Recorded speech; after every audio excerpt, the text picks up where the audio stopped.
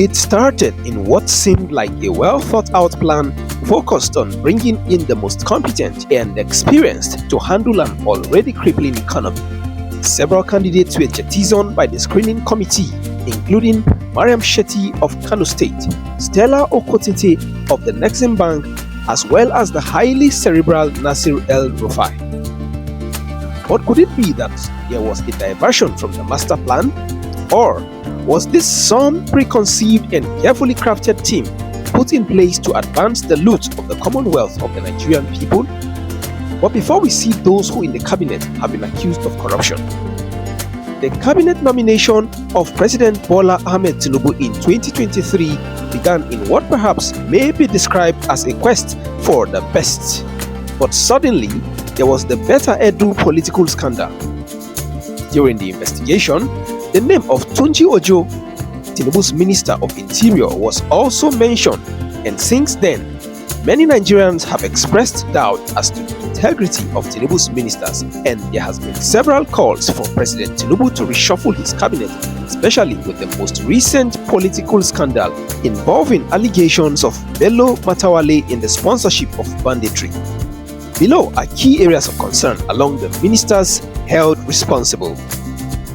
Mrs. Betta Edu, who emerged as the Minister of Humanitarian Affairs and representing Cross River State in the cabinet, has been accused of diverting 44 billion naira from the National Social Investments Program, funds meant for alleviating poverty.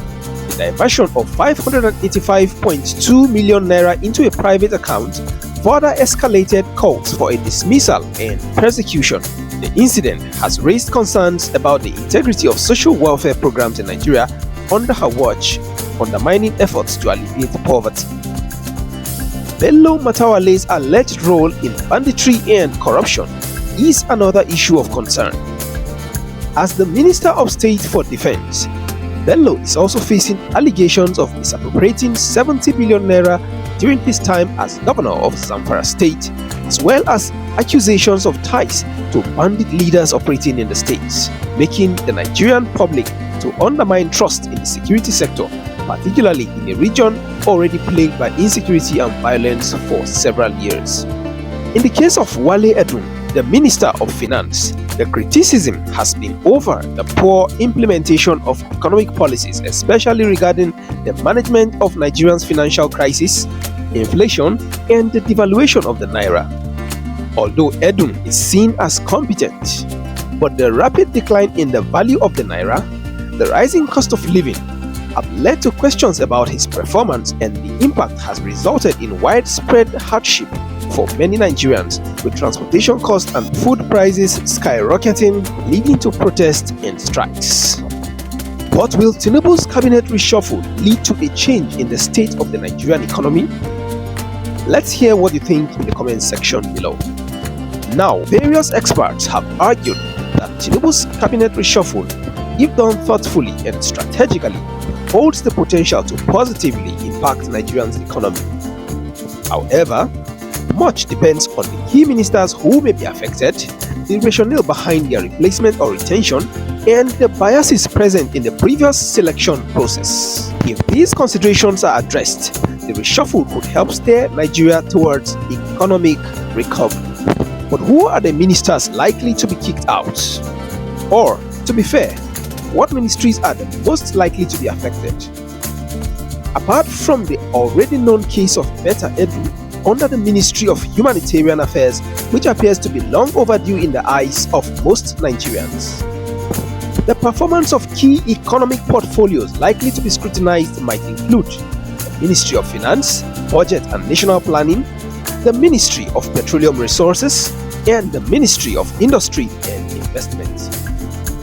But let's begin with the Ministry of Finance. Arguably the ministry with the most significant impact on the economy, and led by the Minister Wale Edun, a close ally of Tinubu, who was also appointed with high expectations. The Naira's sharp decline and the inflation rate still soaring are obvious reasons why Edun may face scrutiny. But will he be replaced with his type, or with someone with a more pragmatic approach to economic reforms? Also, The Ministry of Petroleum Resources, upon which Nigeria's GDP and economy heavily relies, is another critical area that may not escape the imminent Tinubu's cabinet reshuffle. Again, there has been an underperformance in reforming the oil sector and attracting foreign investments. Henekin Lokobiri and Ekberikpe Ekpo, ministers who have been charged with overseeing petroleum, may be reshuffled to bring in individuals with more international credibility or those better aligned with Tinubu's aspirations for oil subsidy removal and refining capacity expansion. Another likely candidate for a reshuffle is the Trade and Investment Ministry, led by Doris Uzoka Anite. Our ministry has struggled to boost manufacturing or trade beyond the oil sector, which remains essential for diversifying the economy. Tinubu may look to install a minister who can focus on enhancing trade relations and attracting foreign direct investments. Not only do these portfolios have a direct influence on economic growth, inflation management, industrialization, and international trade, they are also the areas that constitute top challenges facing the Tinubu administration. A proper reshuffle targeting these ministries could send positive signals to both domestic and international investors about Nigeria's economic direction. But again, let's talk about the potential bias in the previous cabinet selection. There have been allegations that Tinubu's original cabinet selections were more politically motivated than technocratic. Several appointments were seen as rewards for political loyalty rather than merit-based selections aimed at addressing Nigeria's economic crisis. Could this be the reason why the Tinubu-led administration has been stuck in an economic quagmire? Share your opinion in the comments section below again. Several observers have pointed out that Tinubu favored individuals from the southwestern part of Nigeria or those with connections to powerful political elites. This regional and political bias has led to the underrepresentation of technocrats with proven economic management expertise. A cabinet reshuffle presents an opportunity to correct this imbalance by bringing in more expertise and professionals with skills needed to steer the economy towards recovery. But this time around, will there be a change in the bias problem? The upcoming reshuffle could signal a change in Tinubu's approach to governance if he chooses to prioritize competence over political patronage. If he brings in ministers with strong backgrounds in economics, finance, trade, and industry, regardless of their political affiliations, the reshuffle could mark a turning point in addressing Nigeria's economic woes. On the other hand, if the reshuffle is merely a political maneuver to consolidate power or appease factions within the ruling party, it is unlikely to result in meaningful economic change.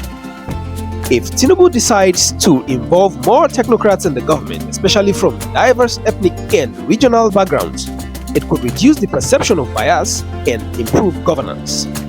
For instance, bringing in respected economists or experienced trade experts from outside Tinubu's political cycle could instill greater public confidence and attract foreign investment. With the upcoming cabinet reshuffle, Tinubu has the chance to demonstrate that he is serious about solving Nigeria's economic crisis by appointing ministers who are willing to take bold action and implement difficult reforms. If the reshuffle results in a more competent and merit-based cabinet, it could positively impact investor confidence and potentially lead to economic growth. Tinubu's planned cabinet reshuffle offers a crucial opportunity to reset the Nigerian government's approach to economic management. By addressing the biases in the previous selection process and appointing ministers based on their expertise rather than political loyalty, Tinubu can foster a more capable leadership team.